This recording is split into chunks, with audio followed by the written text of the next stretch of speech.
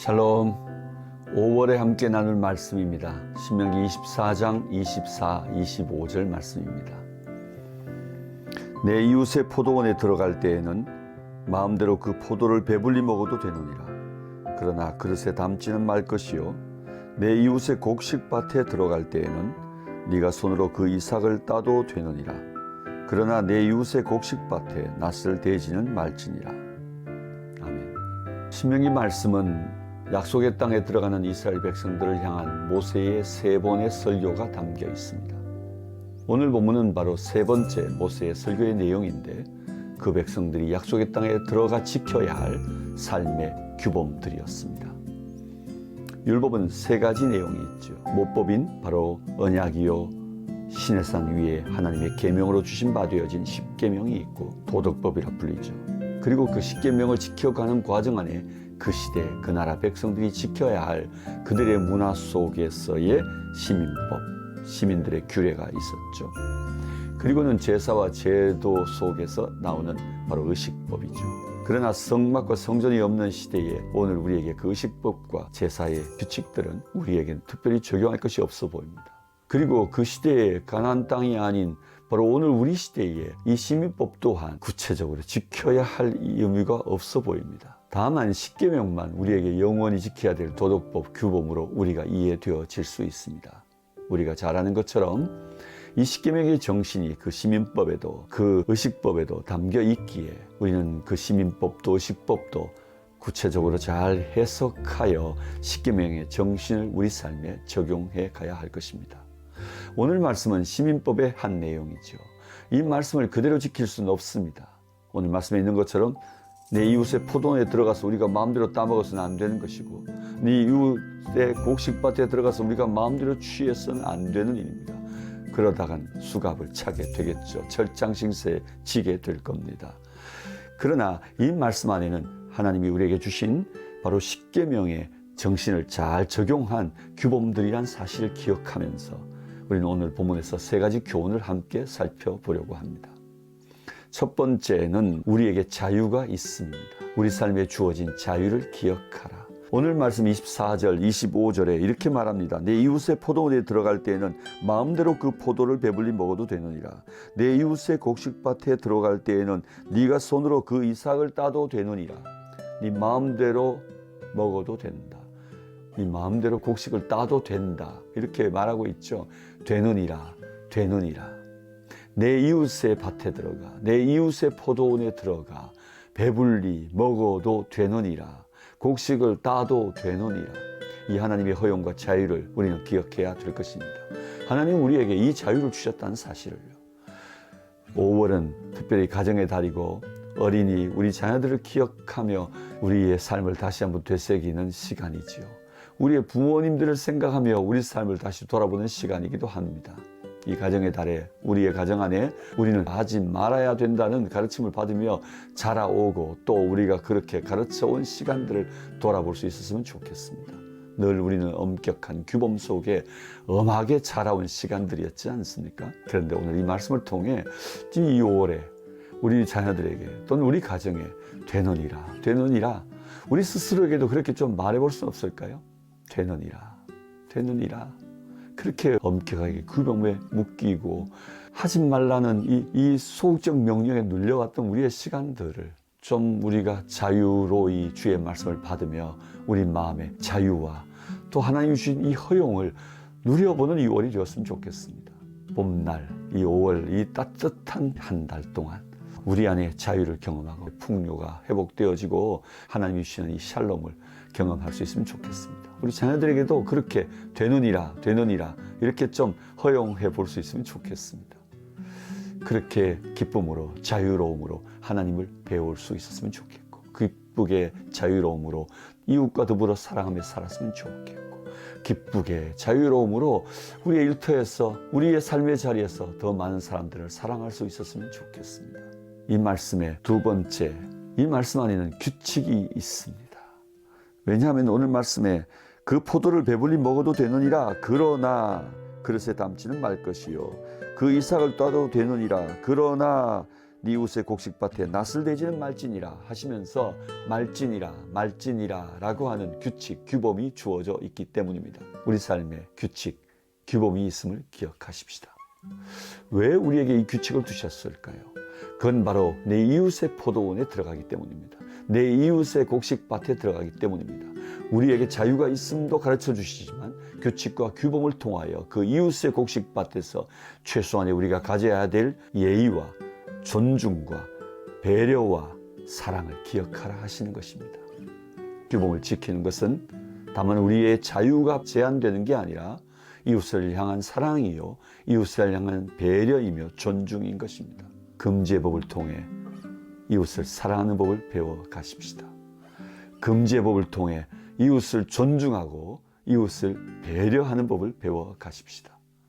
우리는 어쩌면 자녀 교육을 통하여 하지 말라는 말은 이웃을 배려하고 존중하는 태도였음을 가르쳤던 것이죠. 그런데 우리는 단지 그 의미, 그 동기를 제대로 가르쳐 주진 않고 다만 하지 말라는 규범만을 엄하게 말하진 않았을까요? 이제는 그것이 사랑이었다고, 그것이 상대에 대한 존중이었다고 말해 줄 수 있으면 좋겠습니다. 내 삶의 규범들 안에는 사랑과 존중이 담겨 있다는 사실을 기억하며 말라 하시는 주님의 말씀을 우리 삶에 적용하고 이웃을 향한 사랑과 존중과 배려의 삶을 살아가는 저와 여러분이 되었으면 좋겠습니다. 세 번째, 실제로 저는 이 말씀을 묵상하는 과정 안에 우리 삶에 참된 주인이 있음을 발견하게 되었습니다. 왜냐하면 저는 이 말씀 속에서 제가 내 이웃의 곡식밭에 들어갈 때, 내 이웃의 포도원에 들어갈 때 네 마음대로 따먹어도 된다, 배불리 먹어도 된다 하는 이 말씀을 들으며 한편으로 짜릿함을 경험하였습니다. 쾌감이 있었습니다. 내 이웃의 밭에 들어가서 내 마음대로 할 수 있으니 말입니다. 오늘날 사회는 엄격하게 내 것과 남의 것이 구분되어 있어서 그 경계를 넘거나 그 경계 너머로 들어가서 남의 것을 취하는 것은 도둑이 되는 것이고 철장싱생을 치게 되겠죠. 오늘 이 말씀을 입장을 바꿔놓고 내 곡식밭이며 내 포도원이라고 생각하면 이건 짜릿함이 아니라 불편함으로 바뀝니다. 어떻게 하나님은 내 포도원을 나에게 양해나 나에게 허락을 구하지 아니하고 이웃들에게 마음껏 들어가서 따먹으라고 말할 수 있을까? 하나님, 이 밭은 제 곡식밭입니다. 하나님, 이 밭은 제 포도원입니다라고 하나님께 할 말이 생겼기 때문입니다. 최소한 하나님의 제게 대한 양해가, 배려가 필요한 것 아닐까요? 그러나 왜 이 본문 말씀에는 그 말씀이 없을까요? 그때 깨달았습니다. 제 삶에 제가 가진 것들의 참된 주인이 제 자신이 아니라는 것을 말입니다. 이 포도원의 주인이 제 자신이 아니라 하나님이셨고 이 곡식밭의 주인이 제가 아니라 하나님이셨기 때문입니다. 이스라엘 백성들이 약속의 땅에 들어갈 때 그들의 힘으로 얻은 곡식밭, 그들의 힘으로 얻은 포도원이 아니었기 때문입니다. 하나님이 땅을 그 백성에게 허락해 주셨기 때문에 그 백성들은 그 땅에 사는 날 동안 그 모든 것이 하나님께로부터 왔음을 기억하며 로드십, 주재권을 하나님께 드려야 했던 것입니다. 그렇습니다. 우리 삶에 내 것이라 주장하는 모든 것들이 하나님의 것임을 기억하는 삶, 이것이 우리 인생의 중요한 첫 번째 규칙이요 가장 근본된 삶의 원리란 사실을 기억했으면 좋겠습니다. 로드십을 회복하는 5월이 될 수 있으면 좋겠습니다. 내가 가진 모든 것들에 대하여 주님의 이름으로 주님의 소유된 것임을 기억하고 주님께 이 모든 것들을 돌려드릴 수 있으면 좋겠습니다. 주신받은 것, 내가 누리고 있는 이 모든 것들이 주님이 허락하신 것을 기억하며 은혜라고, 감사함이라고, 영광이요 기쁨이라고 고백할 수 있으면 좋겠습니다. 그리고 돌이켜 생각해 보면 이 세 번째 하나님의 주인 되심을 깨닫고 나니 그 첫 번째 우리에게 주신 자유는 하나님이 우리에게 허락하신 스튜어드십, 청지기 정신이란 사실을 발견합니다. 우리에게 관리함의 태도를 가르치신 것입니다. 청지기도는 다만 주인에게 복종하는 종의 도를 가르치신 게 아니라 실제로 주인을 기억하는 자의 삶에 주어진 자유를 말하고 있는 것이었습니다. 주인을 기억하는 자의 삶에 주어진 자유 말입니다. 자유롭게 바로 우리에게 맡겨진 것들을 사용하고 맡겨진 것들을 관리하고 맡겨진 것들을 돌보며 우리는 이 사회를 부요하게 하고 이 사회를 축복하고 그리고 하나님께 기쁨과 영광을 돌리는 삶이어야 함을 배우게 됩니다. 그리고 두 번째 말씀 안에 우리에게 주어진 규칙은 바로 파트너십, 동력함의 원리를 가르치고 계신 것이었습니다. 그렇습니다. 우리는 우리의 동력, 함께 일하는 이웃들과 더불어 사는 삶을 주님이 가르쳐 주신 것이었습니다. 그렇습니다. 오늘도 이 세 가지 에덴의 원리가 오늘 이 시민법 안에도 적용되고 있음입니다. 하나님을 사랑하는 것, 내 이웃을 사랑하는 것, 그리고 또한 내 자신을 사랑하는 원리를 이 말씀 안에서 발견합니다. 이 5월 내 자신을 사랑하고 내 이웃을 사랑하고 그리고 또한 하나님을 사랑하는 한 달이 될 수 있기를 주의 이름으로 축복합니다. 사랑하고 축복합니다.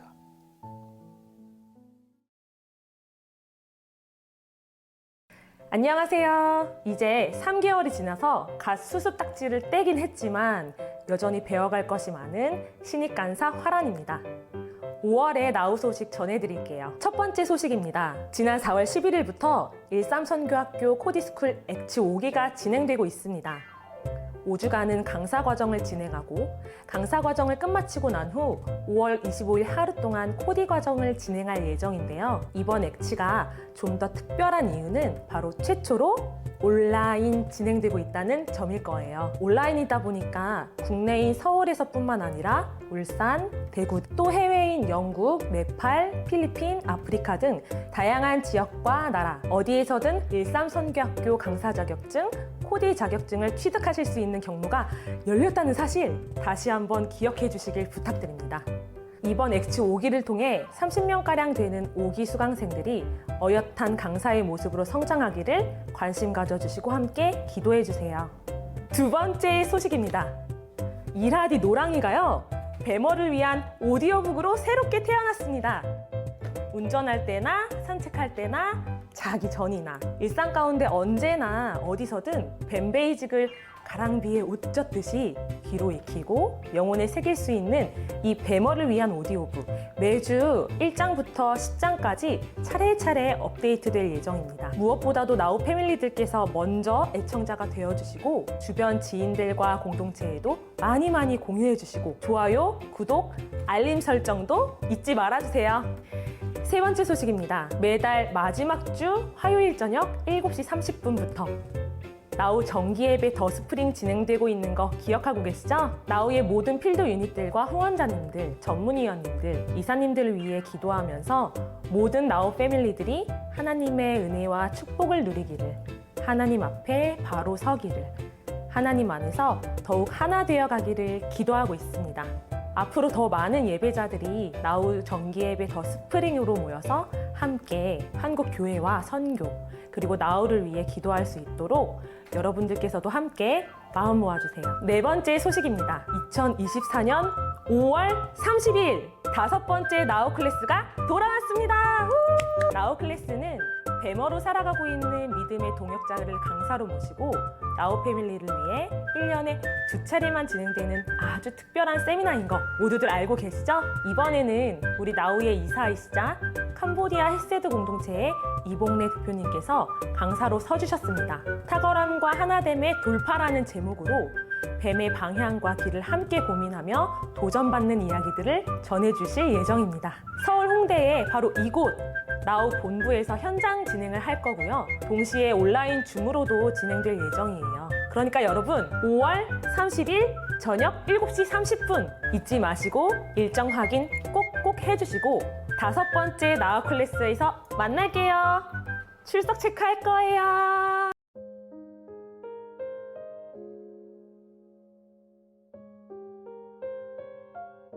일터 하나님의 디자인 송동호 지음 제2장 일터와 소명. 하나님은 일하시는 하나님이시다. 성경의 첫 선언은 하나님의 실종과 그가 행하신 일에 대한 선언이다. 태초에 하나님이 천지를 창조하시니라. 하나님은 당신이 만드신 온 세상을 다스리기 위하여 일하시는 당신을 닮은 인간을 창조하셨다. 그러므로 인간의 일은 존재의 본질이며 존재적 소명이다. 사람은 하나님이 목적하신 일 아보다를 위하여 지어졌음을 기억해야 한다. 또한 일은 원형적 예배다. 타락이 전에 예배라는 단어는 우리의 일상과 일터로부터 따로 존재하지 않았다. 하나님께서 인간을 창조하신 후에 우리와 맺으신 창조 명령 안에 예배가 존재한다. 태초의 일터인 에덴에서 아담과 하와가 하나님의 명하신 바를 행하며 하나님을 섬기며 살아가는 모든 일과 삶은 하나님을 향한 예배였다. 소명은 하나님의 은혜와 섭리의 부르심이다.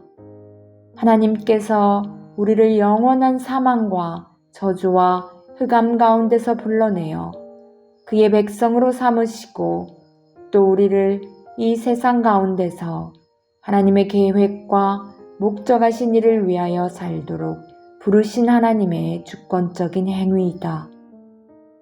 그러므로 소명은 두 단계로 구분할 수 있다. 먼저는 죄로부터 구원을 위한 부르심, 하나님에게로의 소명이며 다음은 거룩한 삶을 위한 부르심, 즉 하나님과 그의 나라를 세우는 사명을 위한 부르심, 하나님을 위하여의 소명이다. 하나님의 소명은 두 가지에 의하여 확인된다. 하나는 개인적이며 주관적이며 체험적인 자기 확신을 의미하는 내적 소명이며 하나는 공동체를 통해 드러나는 외적 증거와 열매들에 의한 객관적이며 합리적인 외적 소명이다. 이 둘은 우리의 소명을 확인하는 일에 상호 보완적이다. 우리는 하나님께서 경영하시는 일생에 하나님의 부르심을 따라 살기 위하여 먼저 자신을 향한 하나님의 부르심을 확인하는 일이 필요하다. 우리의 일과 직업은 하나님의 부르심에 대한 응답이며 우리의 일터는 하나님의 부르심의 자리여야 한다. 무엇보다 먼저 하나님의 인도하심을 구하며 기도해야 한다. 그리고 자신의 은사, 재능, 진로, 직업, 사명을 하나씩 확인하는 과정이 필요하다. 그 과정에서 내 일상의 관심들에서부터 출발하여 나아가 이웃의 필요, 그리고 나를 향한 하나님의 소원을 묵상하고 하나님의 나라의 영원한 가치를 생각하는 과정에서 자연스럽게 하나님께서 나를 부르신 일들을 발견하게 된다. 우리는 하나님의 부르심을 깨닫게 될 때 내 인생의 존재 의미를 갖는다. 새로운 삶을 시작할 수 있다. 소명은 하나님의 주권에 속한 것이며 높고 낮은 것이 없다. 수평적이며 절대적이다. 우리는 하나님께서 각각 자신을 부르신 부르심을 따라 사는 것이다. 우리가 부르심을 따라 살면 하나님을 위한 삶만 있고 내 삶은 없는 것이 아니다. 우리의 궁극적인 존재 이유인 하나님의 영광을 위하여 살아갈 때 진정한 나의 존재 의미를 성취하게 된다. 우리의 부르심이 확인된다면 그 일을 위해 준비하고 헌신해야 할 것이다. 하나님은 우리에게 그 일을 향한 자원하는 마음을 주시며 그 부르심을 성취하실 때까지 일생 동안 동행해 주심과 무엇과도 비교할 수 없는 영광스러운 보상을 약속하신다. 우리는 우리의 믿음에 주시며 우리 삶의 본이 되신 예수님의 삶을 묵상한다. 예수님은 오로지 아버지께서 당신을 이 땅에 보내신 소명을 위하여 일생을 사셨다. 우리가 모두 그리 살도록 당신의 기도를 가르쳐 주셨고 당신의 기도를 이루기 위해 죽음의 순간까지 모범을 보여주셨다. 우리도 각자의 삶의 자리에서 나의 명성을 구하던 삶을 내려놓고 하나님의 이름을 높이며 나의 세계를 만들려고 하던 야망을 내려놓고 하나님 나라의 비전을 가지고 나의 뜻을 내려놓고 하나님의 뜻이 이루어지기를 구하는 삶을 살아가야 할 것이다. 우리가 일에 대한 세계관이 바뀌고 일에 대한 소명을 확인하게 된다면 우리의 삶은 완전히 새로운 삶이 될 것이다. 일터 하나님의 디자인